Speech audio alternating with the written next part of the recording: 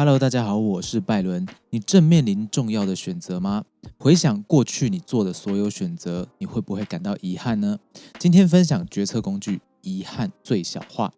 遗憾最小化是亚马逊的创办人 Jeff Bezos 他用的一个逻辑，又叫做遗憾最小化框架，用遗憾来问自己到底要不要做这个决策。它的作用是可以排除我们当下的情绪以及杂讯的干扰，可以看清我们自己实际想要的未来，用一种超脱的心境、超脱的未来视角来评估我们现在的问题与决策。在理性决策模型里有一个类似的观念，叫做大中取小决策准则。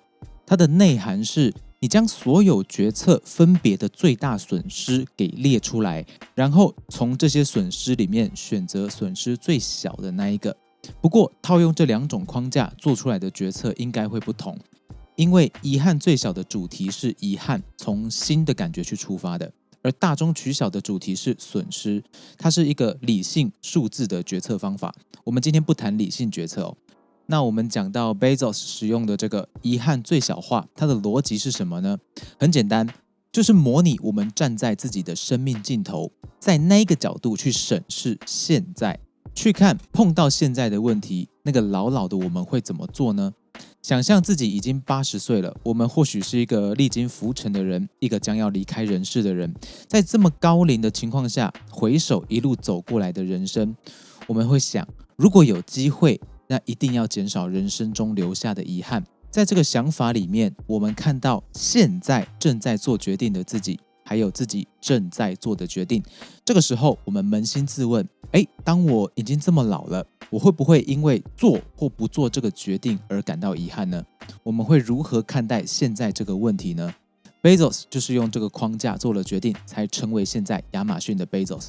他知道自己不会因为去做了某件事情失败而后悔，但会因为没有做什么事情而感到遗憾，所以最后呢，他决定辞掉对冲基金的高薪工作，放弃高额的年终奖金，搬到西雅图投入创办网络书店。就结果来说，他成为现在的 Bezos。这个就是他使用这个遗憾最小化框架的过程。当我们走到生命尽头，我们的大限已经很近了，一切都已经改变不了了。这个时候，如果你有重来的机会，我相信没有人会说不，对吧？也因为不能重来，才会有遗憾跟后悔的产生。遗憾呢是很强大的情绪，后悔也是，他们让我们看清自己的想法。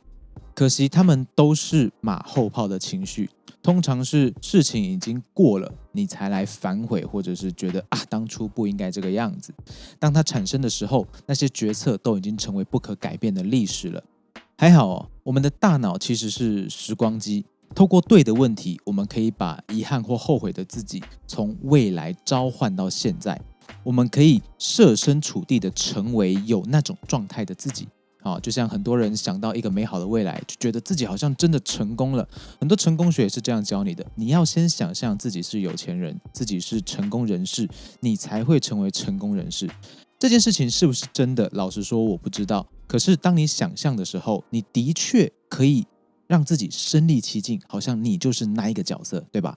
所以我们其实没有这么聪明哦，常常会分不清楚幻想跟现实，那个感觉是真真实实会出现在你的心里的，不管你的状态是怎么样。